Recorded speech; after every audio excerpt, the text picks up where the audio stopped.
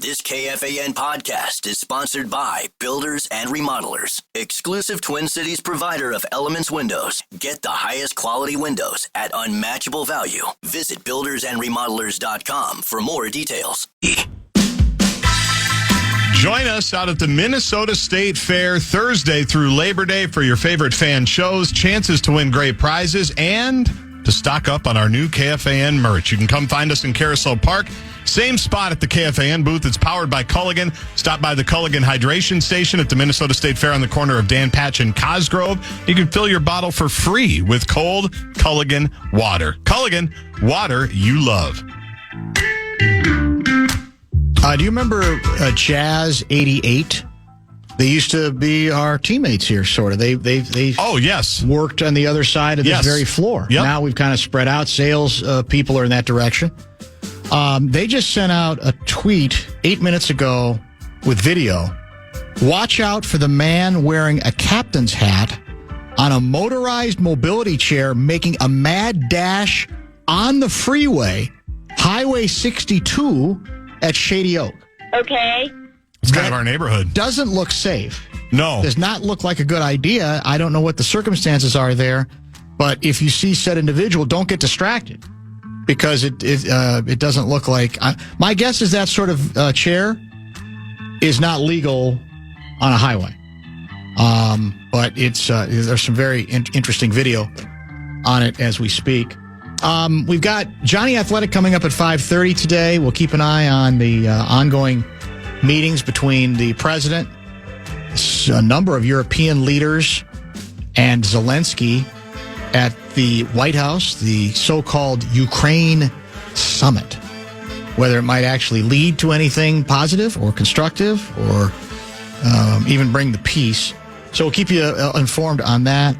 We may revisit the University of Michigan football scandal story as well. There's a couple of baseball items I would like to discuss before we wrap things up at 6:30. But for now, this is the end, my only friend, the end.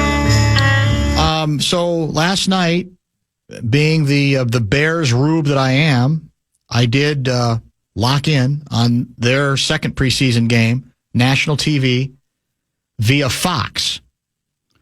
And the broadcast, I believe, started at 7 Central. So I flipped over early. I didn't think there'd be a pregame show. I said, let's just double check. And instead of a pregame show, there was the final minutes of a program called The Quiz with Balls.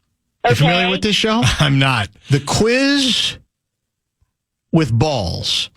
And it's a within a while a quiz show in which there are these sort of electronically generated virtual balls that I think act differently depending on whether the person answering the question gives the correct answer or the incorrect one. And I guess maybe there's a desire that the show name gets your attention a little bit. I'd say. The Quiz with Balls. And the contestant who was wrapping up this episode needed to answer two last questions correctly to win $100,000. Now, I know there's inflation, and I don't know if the pyramid show was back on. Is it on now currently? If it was, would it be $1 million pyramid now because everything's inflated? I still feel like $100,000 is a decent chunk of change. I'd take it. Right? Yes. Even in these inflationary times. Mm-hmm.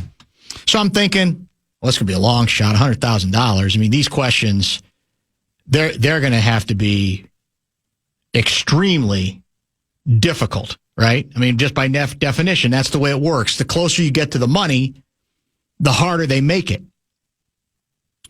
The second to last question, and by the way, it was almost like there's a multiple choice aspect to it. So they're asking for the decade in which a certain historical moment took place. Uh-oh. And then you get to pick, between, you might have two left, and it might be the 40s and the 60s or whatever. So the second to last question was, name the decade of the famous MLK I Have a Dream speech. And I'm looking at the screen, and I'm going, come on. This is your tough question? Are you serious? And the guy, to his credit, because I think they're coached to do this, he acted like, I'm debating. I guess it could have been the 70s, but no, really, the civil rights movement was, directly related and associated with the 60s. Okay, that's good. So he played it the way they wanted it. I think he knew all along. And he says the 60s. And sure enough, the ball comes down, because this is a game show called The Quiz with Balls, and it doesn't hit him in the back of the head. I don't know what happens when he's wrong, but whatever, it indicated he got it right. So now we're down to one question for the 100,000, okay? He's got 2 decades to choose from here. Again, I guess there's a little multiple choice to it, but the decades were the 40s and the 70s. You know what the question was? The last question to win $100,000. 40s or the 70s? Okay. 40s or the 70s. Yeah. The question was, in what decade did All the President's Men, the Nixon White House, what decade did Watergate take place? For $100,000? Yes. That was the final question? And I'm screaming now at the TV. I'm going, are we this stupid? Have we had to dumb it down in these game shows that much? That 2 questions that in the old days might have, like on the old Jeopardy, might have been worth $10. Right. Would have been like, okay, I'll take historical moments for $40, Art Fleming, whatever the $20 back in the day. This was to win $100,000. So unless there's some other circumstance that can explain this harsh curve that apparently we're being graded on in 2025, I am beyond gobsmacked, and we are done as a society. If it has to be dumbed down to that degree. Well, 2 questions. Did he get it right, first of all? He did. Spoiler alert, in case anybody has a DVR. Well, let's see. And even that, it's like you have 2 decades to choose from for the Watergate scandal. Yeah. The 40s or the 70s? I mean, come on. I'll go with 70s, Jay Farrow, who's the host. Now, it's easy from your Barca. Have you ever had to answer these questions with a bunch of balls all around you? No, but and there's a million ones, like on some shows, like Jeopardy, I'd say, well, no, I'd probably choke up. I can honestly say those would not be ones that would make me choke up. Those are as easy and fundamental a questions as you can get. And the fact that it gets you $100,000 means we're idiots. I mean, it's official that, well, because apparently they need winners, they need drama. They need winners, and they need people to be able to play at home. I guess. That's the popularity of the show, right? To have people like you knowing the answer and being able to get the answer. Let me correct myself about the ball. It's not an electronically generated virtual ball. Right. If you get the question wrong, the ball knocks you into a pool of water. I'm watching it. In the front of you. I'm watching it right now, and people are getting hit by the balls frequently. I apologize for not knowing that much. But, I mean, come on. Is that where we are? Are all game shows now that dumbed down? I don't think so, but I haven't watched a lot lately. A lot of the game shows are on while we're on, I think like Jeopardy and Wheel of Fortune. Well, somebody is saying Jeopardy is the only quiz show that's kept the integrity, somewhat of a standard. Not what it was in the Art Fleming glory days, but that was the original Jeopardy. But much better than some of these other shows. Come on. I mean, those are about as general and easy, because it's not saying, I could see where it might get a little tricky, the year. Yes, the MLK, for sure. The MLK speech. Yes. What year was that in the 60s? Not enough to say it was the 60s, right? Because then you can get hung up on, well, no, was it 60? It's 3, 62, 4, 6, whatever. But come on. The decade. You can't lose. I can't wait until we find out later in the fall that we're not preempted for college football on Fox. We're preempted for the show with balls. The Quiz with Balls. The Quiz with Balls. The Quiz with Balls is as good as it gets. I think it started in 2024. Okay. And it stars, I think the host used to be on Saturday Night Live. Jay Farrow. Is that? Okay. Yes. All right. Yep, who did used to be on SNL. And by the way, at the end of the show, I did watch, he took his coat off and his shirt off. Good-looking man, good upper body, and he jumped into the pool. Why wouldn't you? Yeah, I guess that's, so I don't know if that's the tradition of the show. He jumped in. If that's how easy the questions are, nobody should ever have to jump into the pool. I'm seeing a lot of people getting ducked. Seriously? Yeah, at least on the highlight reel. They have fail compilations. They've got a bunch of stuff. Different people have different strengths. I'm sure people feel similar when math comes up on the show. No. Don't defend this. There is no defense unless you say 2 plus 2 is the answer 4, 5, or 6. I mean, come on. No, there's no excuse for this. None. 0. And no, it's not about, well, yeah, but that was a long time ago.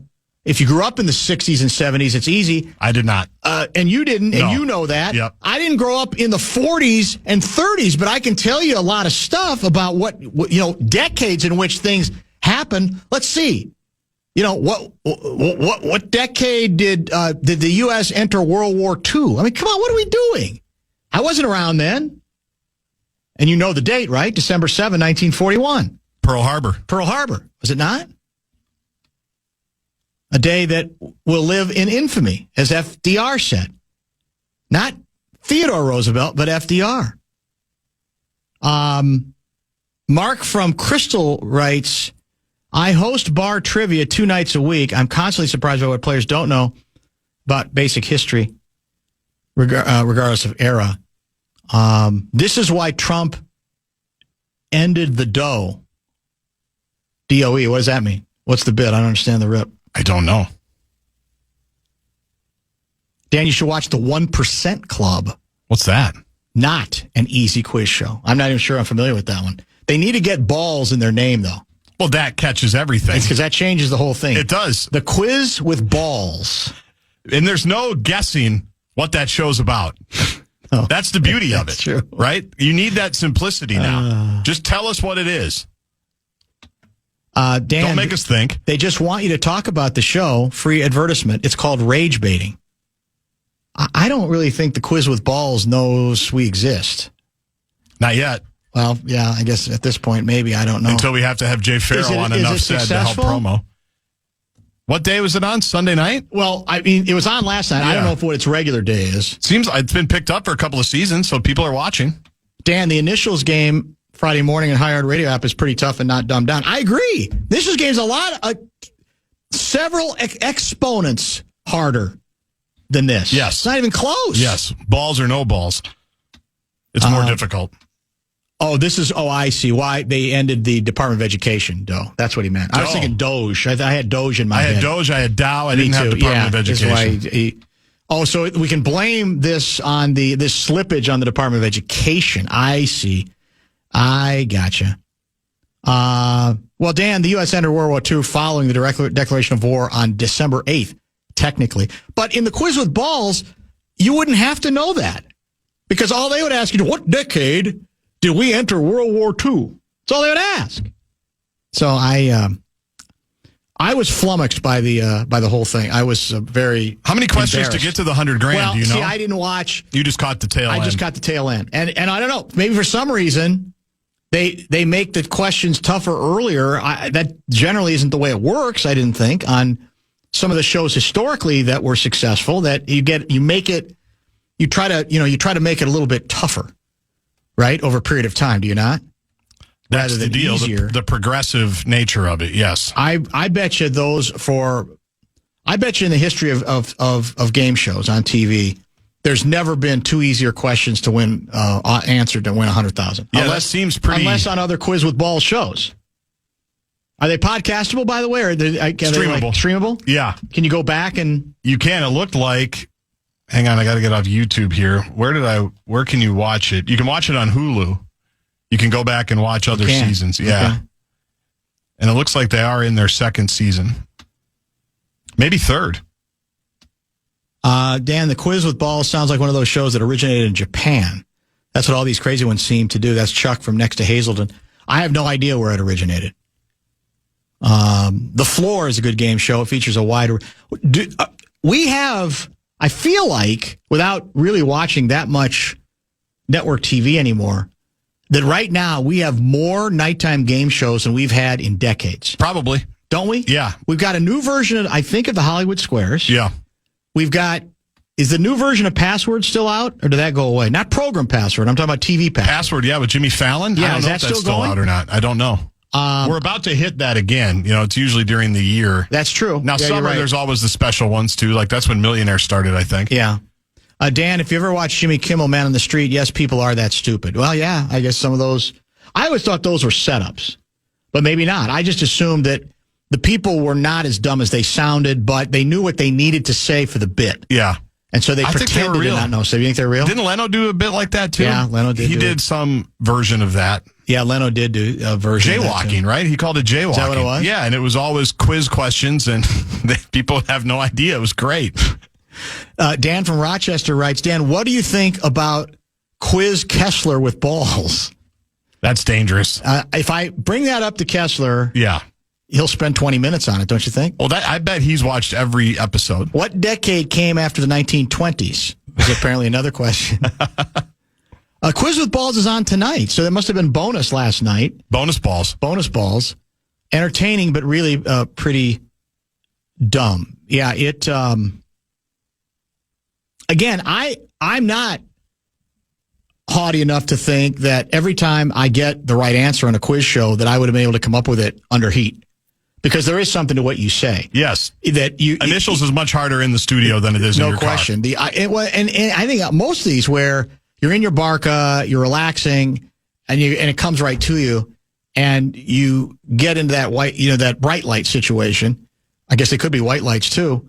And I think it's much tougher, but those I would think it would not be very should not be challenging. And it makes me worry about where we are, that they get in meeting rooms and they go, guys, we don't, we got to have a few more people win because that's what keeps the interest up. Yes. We got a certain amount of money that's earmarked for this that we can give up, and we're not coming close to that. And that sounds good in theory, like we're saving money, but we're not, because it's going to end up getting us canceled. Right. So what can we do to give our contestants a better chance to actually finish up with $100,000? And I don't know if that's the most you can win, or there's even more you can win depending on circumstances that come before. And they go, we're going to have to dumb it down again. Well, haven't we done that like 3 times already since the show began? Yes. But we're still not getting the percentages that we're supposed to. So we're going to have to really get stupid. And there it was in national TV shortly before the Bears hosted the Buffalo Bills. By the way, speaking of the Buffalo Bills, speaking of, and also preseason football, I don't know if this is history or not, but in a game in which his team was trailing, I think it was 31-0 at this point. The Bills lost 38-0. They're either late third or maybe even been, no, you know what? I think it was fourth. I think it was like 5 minutes to go in the fourth. 31-0. The Bears quarterback, third string, well, actually fourth, because I think Keenum's going to be third. Keenum didn't even play in this game. Goes back to pass, starts to throw a ball, and it comes out of his hands, but it doesn't go forward. It actually goes backwards. So even though his motion's forward, so he picks it up, runs around in for like 5 yards. And there's a debate, on the broadcast, like, well, is that? And I said, no, that's actually, I think, the right call. They even brought in, who's their officiating guru? But he said, Pereira. No. He said, that's the right call. And who's the Buffalo coach? He threw the challenge flag. McDermott threw the challenge flag. Got to get it right. 4 minutes to go in a game. He's down 31-0, second preseason game of the year. And by the way, he was really livid because the ruling was confirmed. You didn't even listen to your own advice at the top of the show. What's that? Preseason football matters. You can't tell us that it doesn't matter. Yeah. Now, 38-0, that might change the calculus a little bit. It was only 31-0 at that point. 31-0? But it got to 38-0. I love the, so I Googled the quiz with balls. Yes. Just because I hadn't been so fortunate to stumble upon it like you did last night. And so when I typed in the quiz with balls, it gave me the Wikipedia, it gave me the Hulu, it gave me everything. And I love on the Google, people also ask the questions that they say, like, this might not be your question, but this is more information. Is the quiz with balls still on? Is Quiz with Balls coming back in 2025? Who hosts the Quiz with Balls? Yes. How do the balls stop on the Quiz with Balls? Well, I think they stop on the basis of whether you get the question right or wrong. Are they saying how they control the balls? I guess. I see. If the answer is wrong, the massive ball rapidly descends and balls. mercilessly whacks them. I'm not going to. I saw them. They're big. There's not any question about that. They're considerable. Well, here's something. I'm glad we did this. the more players each team loses, the harder the questions get. So they start maybe a little easier, like you said, and if you keep getting them right, they stay easy. But as there are fewer and fewer people, they're allegedly supposed to get harder. So I don't know. Well, this was the last guy, I think, in this case. Man. And these are it's important to follow up. These are the tough ones? Maybe. Could be. Man, oh man. That's a little bit scary. Speaking of preseason football real quick, since we're going long, this segment. Texters to the Bradshaw and Brian KFAN text line 64686. Please text us at 442 to remind us that we went long in the first segment so that we don't accidentally blow through the 42 break. That's a very good point. This is a guy very unhappy with me. Part of the conversation with Bursich. Where did it go? Disagree with that perspective. No, it's further back than that. Different people have different strengths. I just saw the gentleman with the captain's hat and the motorized scooter on Crosstown west of 494. He was moving pretty good down the roadway. Yeah, the video I saw, he was trucking, but that can't be a safe circumstance, can it? I don't think. Here's this is from 612 guy. Dunaz should be complaining that the reigning coach of the year isn't running the ball enough in the fourth quarter of preseason game number 2. That was my complaint yesterday and also to Bursich today. I stand by it because I'm well aware nothing's at stake. But to me, that means all the more reason to give it a try. First and goal at the 8, and you're lined up in the shotgun. Now, the Bursich comeback's a decent one. He wants to see Brosmer in a situation where he's got to throw. Right. But again, I thought we were about helping all of our quarterbacks. Just to succeed. And I want to get in the end zone, whether it's second preseason game. And by the way, I think this was actually the third quarter, if I'm not mistaken. But regardless, I'm thinking, well, no, there's nothing at stake here. So if that's the mantra, this entire training camp, entire off season, why not show it?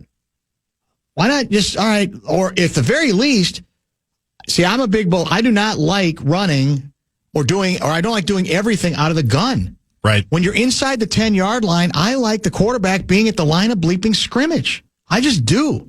I think because it was very obvious that they knew, well, they're not going to run the ball out of this. They're going to throw it, and they did 3 times in a row, and we ended up, I think, then we took like a false start penalty, because we were going to go for it on the original 4th down, and then we lost 5 more yards, and I think that's where we settled for a field goal, if I'm not mistaken. All right, we're going to stay on schedule. By God, make sure you remind us about our 442 break. Johnny Athletic is going to join in about an hour or so. He is scheduled for 5:30 today. I'm going to get a little Guardsy reaction to the preseason weekend to this point. We'll get to some baseball as well. Life moves fast. A new home, a new baby, a new chapter. But without an estate plan, your future's still vulnerable. With Trust and Will, you can name guardians, start a trust, create healthcare directives, and more. All online in about an hour. It's attorney-designed, state-specific, and built to protect what you love. Plans start at just $199, and every plan is safe, secure, and kept completely private. From families with young kids to adults caring for aging parents, Trust and Will makes it simple to take control, without a law office, paperwork stress, or court delays. Go to trustandwill.com and use code RADIO to save 20%. Start your plan today. Don't wait for life to force your hand. Estate planning is one of the smartest, most loving things you can do. Trust and Will is an online estate planning service. See website for details. Trust and Will. Don't go. Yeah. Farm Aid 40 is coming to Minneapolis with a few huge new additions. Kenny Chesney, call him the Ches, Winona Judd, and Steve Earle are joining a jam-packed lineup Saturday, September 20th at Huntington Bank Stadium. Celebrate 40 years of music, food, and family farming, and you can enter for your chance to win a pair of tickets now on our contest page, KFAN.com, keyword contests.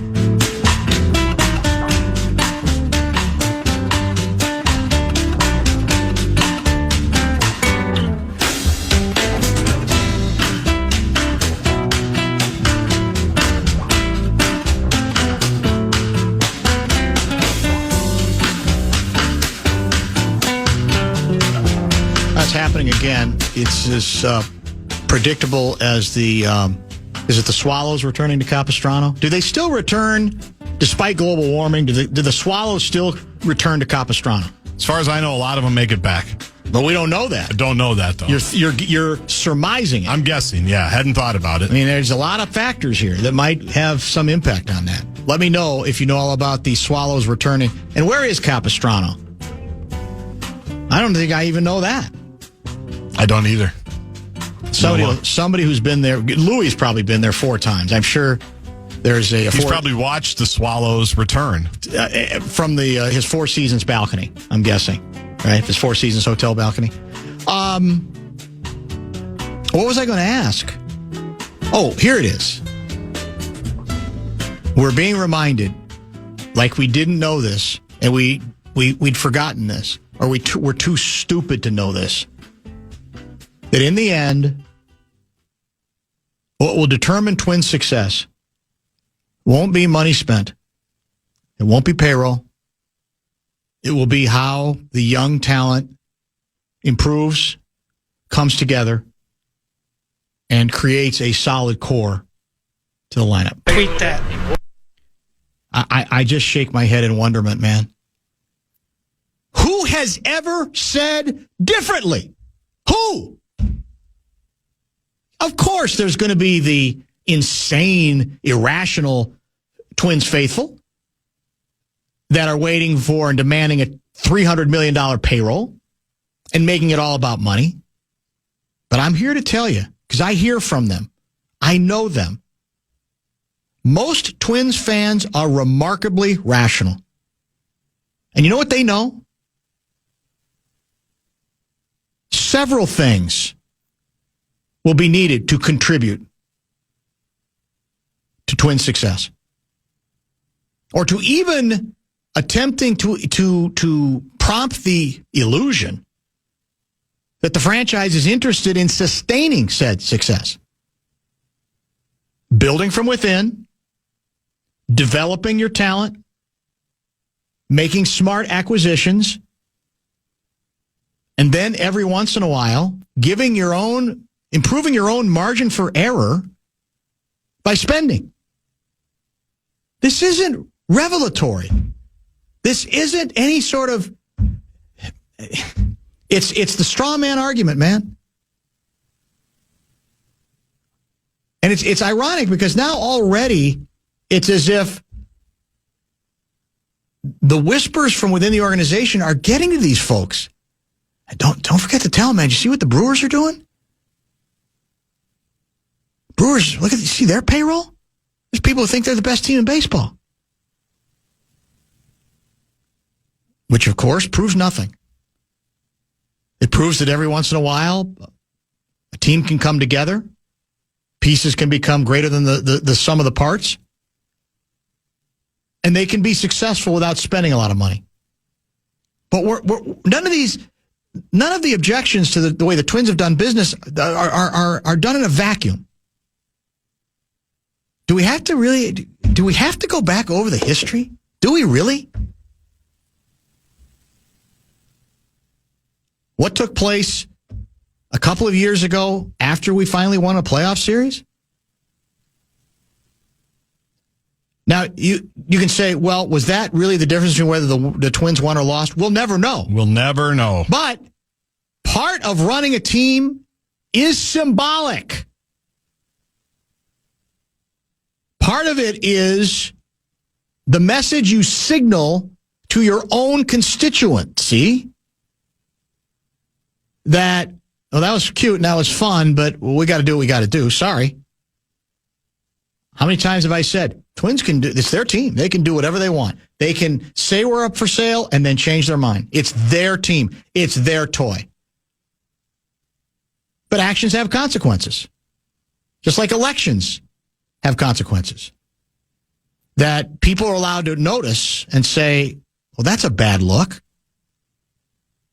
You can hide behind the fact that the Twins collapse last season, late, had more to do with the players who are already on the team than anybody they might have been able to bring in at the trade deadline. But it would not change the fact that it's a bad look to not try to improve just around even the edges a team and give them added resources and pieces by being more aggressive at the trade deadline, which, of course, the Twins weren't a year ago. Extremely aggressive this year at the deadline, but with all the stuff going the other way. But we know. We also know that this ownership group has failed several times miserably when it comes to either symbolically or more, what would be the more tangibly, to at times supplement what seemed to be a promising situation. Not necessarily a team that was going to the World Series, but had some promising possibilities. Goes on and on. But now it always gets brought back to like, don't forget, you guys. I bet you guys forgot. It's not always about payroll. And for teams of this size, this market size, you know what the most important thing is? Internal development of talent. Is that right? No idea. Hadn't occurred to me. Huh. That's a big part of it, huh? Okay. Well, thank you. Thank you for educating us, because we had absolutely no idea. It just makes me shake my head. I didn't even want to go down this road anymore, but it's always either or with these folks. When that's a really, I understand why the poll ads want to move the goalpost that way. It's to their advantage. It takes the heat off of them. But the premise is flawed, because most of us understand it could never be about buying a championship or that most of your talent was just going to be via free agency. No one has ever, with a right mind, has ever suggested that. But if you're going to play the straw man game, that's the myth you perpetuate. That's what the whole story and the whole thing is about. I mean, we can argue forever about Sonny Gray, for example. And yeah. I my honest opinion was Sonny Gray wanted to leave here. So I don't even know if we'd offered him what he ended up with, it would have mattered. I wouldn't have been offended by overpaying him a bit to keep him. But it wasn't just Gray leaving, it was not replacing him. And you say, well, who do you have in mind, Dan? It's easier said than done. True. But the expectations the ball guys have of Twins fans is weird to me. It really is. It's like you're not allowed to be angry that Gray went somewhere else when he probably wanted to go there all along. But you're also you're not allowed to notice that he's gone. A pitcher who was very effective for this team. Was he not the last year? He was the great. 1-2 punch we had was tremendous. Big part of the reason why they were in that position. I mean, it's the irony of we want people allegedly invested in this stuff, and then when they are and they go, well, Gray's gone. That hurts them a lot, especially if you don't really have a suitable replacement. As hard as that is to get. Well, no, you're too stupid to understand. He's not replaceable, but he's still gone, isn't he? His absence, if you don't replace him with somebody, is going to have an impact. Somehow that is considered irrational baseball thinking. It's so strange. I honestly, I'm confounded by the whole deal. The 42 break is now. I didn't get any reminders, but I'm looking at the clock. I see it. So let's do that. Come back with a few more texts and some other nonsense.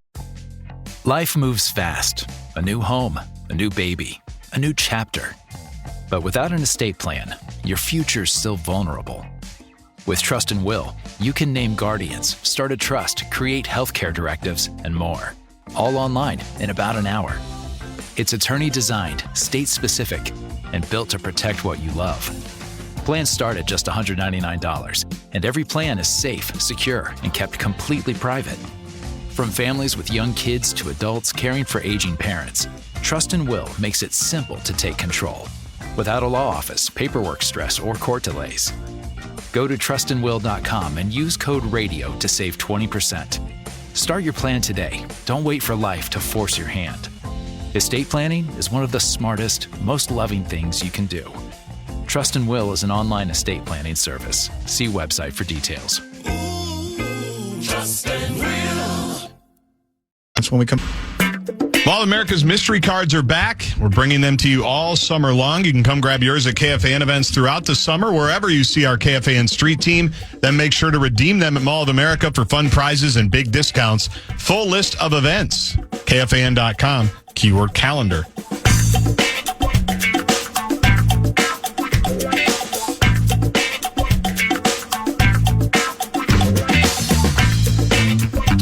Kevin from Eden Prairie writes, I overslept. Had an alarm set for you to break at 4:42. Please break now. Love the show. You guys are better than most. I take that. Better than most is a nice compliment. It's not bad. It's not like, it's kind of qualified, but I'll take the alternative, I guess. I don't know. I feel like it's all been said before, but then I feel like it needs to then be reset when we get the agenda set again. And we're told that,